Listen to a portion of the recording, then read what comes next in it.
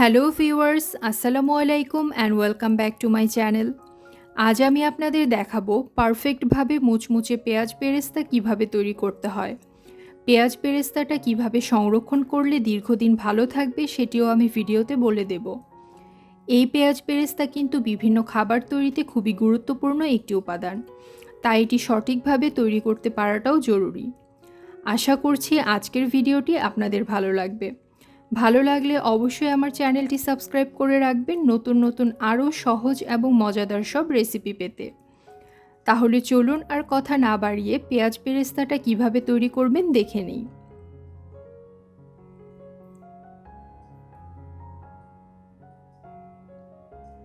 এখানে প্রথমেই আমি প্রায় আধা কেজি পেঁয়াজ কুচি করে নিয়েছি।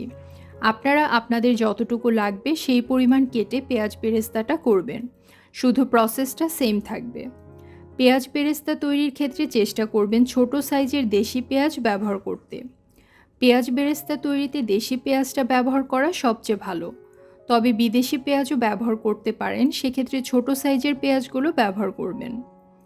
পেঁয়াজ বেরেস্তা তৈরির সময় পেঁয়াজটা এমনভাবে কাটতে হবে যাতে সবগুলো পেঁয়াজ সেমভাবে কাটা হয় এবং যতটা সম্ভব পাতলা পাতলা করে কেটে নিতে হবে। একটা বড় একটা ছোট এরকমভাবে কাটলে কিন্তু পেঁয়াজ বেরেস্তাটা ভালো হবে না। কিছু বেরেস্তা আগে পুড়ে যাবে, কিছু কাঁচা থেকে যাবে। তাই পেঁয়াজগুলো কাটার সময় অবশ্যই চেষ্টা করবেন সবগুলো পেঁয়াজ সেম সাইজে কাটতে এবং অবশ্যই যতটা সম্ভব পাতলা করা যায় করে নেবেন।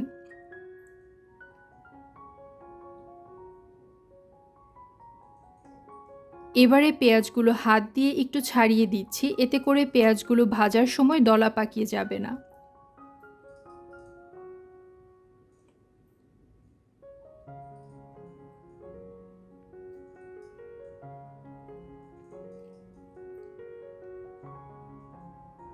দেখতেই পাচ্ছেন আমি কিন্তু পেঁয়াজগুলো যথেষ্ট পাতলা আর সবগুলো সেম সাইজ রাখার চেষ্টা করেছি।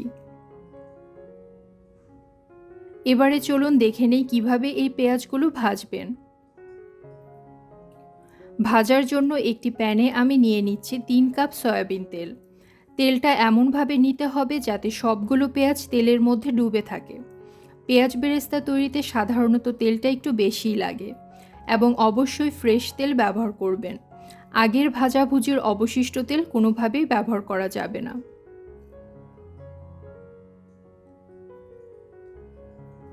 এবারে চুলার হিটটা বাড়িয়ে তেলটা ভালোভাবে গরম করে নিচ্ছি। তেলটা যখন খুব ভালোভাবে গরম হয়ে যাবে দেখবেন উপরে বুদবুদ উঠতে শুরু করবে। তখন চুলার হিটটা মিডিয়াম করে দিয়ে পেঁয়াজগুলো তেলে ছেড়ে দিব।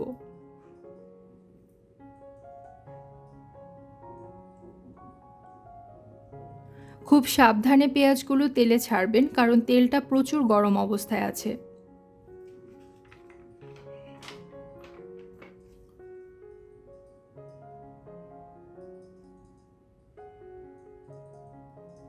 এবারে পেঁয়াজগুলো একটু চারিদিকে ছড়িয়ে দিচ্ছি।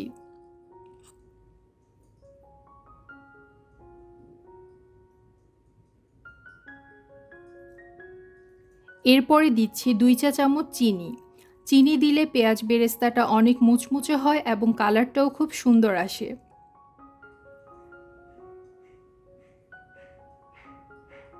এবারে বারবার পেঁয়াজগুলো উল্টে পাল্টে নেড়ে নিতে হবে। উপরের পার্ট নিচে, নিচের পার্ট উপরে, এভাবে করে অনবরত নাড়তে থাকতে হবে। ঠিকভাবে নাড়াচাড়া না করলে কিন্তু কিছু কিছু পেঁয়াজ বেশি ভাজা হয়ে যাবে, কিছু কিছু আবার কম ভাজা হবে। পেঁয়াজ বেরেস্তার ক্ষেত্রে এই নাড়াচাড়া করাটা কিন্তু খুব ইম্পর্ট্যান্ট একটা বিষয়। দেখতেই পাচ্ছেন আমি বারবার পেঁয়াজগুলো উল্টে পাল্টে নেড়ে দিচ্ছি।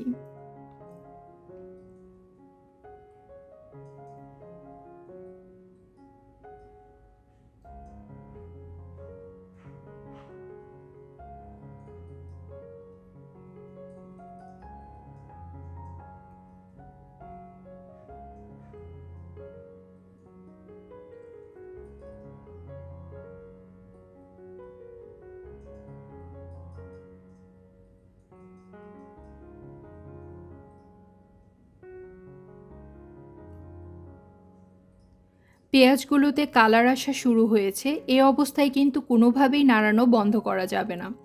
উপরে নিচে উল্টে পাল্টে অনবরত নাড়তে থাকতে হবে। পেঁয়াজগুলোতে দেখতে পাচ্ছেন সুন্দর একটা সোনালি কালার চলে এসেছে। এখন আমি চুলাটা বন্ধ করে কয়েক সেকেন্ড গরম তেলেই পেঁয়াজগুলো ভেজে নেব। চুলা অন রেখে পেঁয়াজে কালার আনতে চাইলে কিন্তু পেঁয়াজ বেরেস্তাটা পুড়ে যাবে অথবা বেশি কালার চলে আসবে।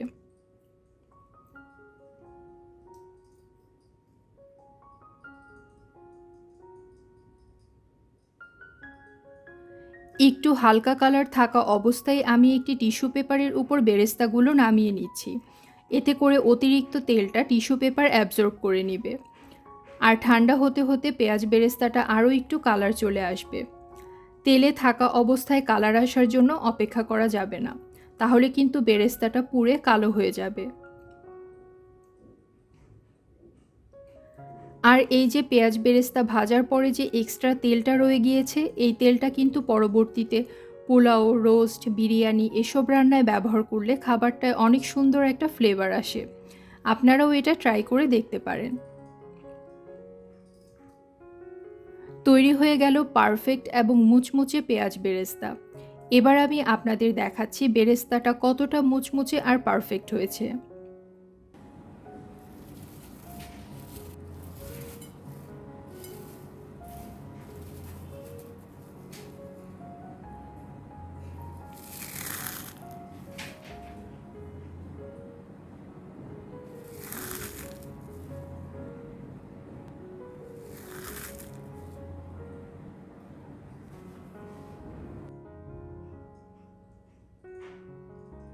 এবারে আমি দেখিয়ে দিচ্ছি পেঁয়াজ বেরেস্তাটা কিভাবে সংরক্ষণ করবেন। যে কোনো এয়ারটাইট বক্সে ভরে পেঁয়াজ বেরেস্তাটা নর্মাল ফ্রিজে রেখে 1 মাস পর্যন্ত অনায়াসেই সংরক্ষণ করতে পারবেন। তবে যদি দীর্ঘদিন যেমন 4 মাস অথবা 6 মাস এরকম দীর্ঘ সময় ধরে সংরক্ষণ করতে চান, তবে অবশ্যই এরকম কাচের বক্সে বা জারে ভরে ভালোভাবে ঢাকনা লাগিয়ে নর্মাল ফ্রিজে রেখে সংরক্ষণ করতে হবে। দীর্ঘ সময় সংরক্ষণের ক্ষেত্রে অবশ্যই শুকনো কাচের জারে বা বক্সে রাখতে হবে। খেয়াল রাখবেন বক্সটা যাতে কোনোভাবেই ভেজা না থাকে। আমি সাধারণত কাচের বক্সই ব্যবহার করি, এতে পেঁয়াজ বেরেস্তাটা অনেক বেশি মুচমুচে থাকে।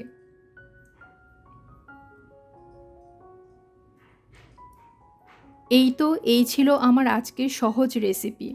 চেষ্টা করেছি সব কিছু ডিটেলসে এক্সপ্লেন করতে। এরপরও কোনো প্রশ্ন থাকলে কমেন্ট করতে পারেন। আর আজকের ভিডিওটি ভালো লেগে থাকলে অবশ্যই আমার চ্যানেলটি সাবস্ক্রাইব করবেন।